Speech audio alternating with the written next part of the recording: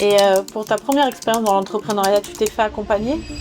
Alors, ouais, je me suis fait accompagner. Moi, il faut savoir une chose, c'est que j'ai eu la chance, pour ma toute première expérience, ça m'a énormément aidé, c'est que j'ai eu la chance d'avoir un mentor, d'accord? Avoir un mentor à l'époque, attention, c'est pas comme maintenant. Par exemple, quand on le fait à la Wake Up Academy, t'as un accompagnement hyper structuré, avec un cadre, avec des process, avec des coachs. On est là matin, midi, soir, même parfois la nuit dans les mitards que tu connais bien avec eux pour les accompagner sur leurs projets. C'est hyper structuré. Non, c'était pas comme ça. À l'époque, le mentorat, c'était un mec qui avait de l'expérience dans l'entrepreneuriat, d'accord? Et en échange de services, il accepte de prendre une personne dont il voit qu'il a du potentiel, il accepte de le prendre sous son aile. Et en échange de services, d'accord? Donc lui, c'est une personne qui avait énormément d'expérience dans l'entrepreneuriat, qui était multimillionnaire, d'accord?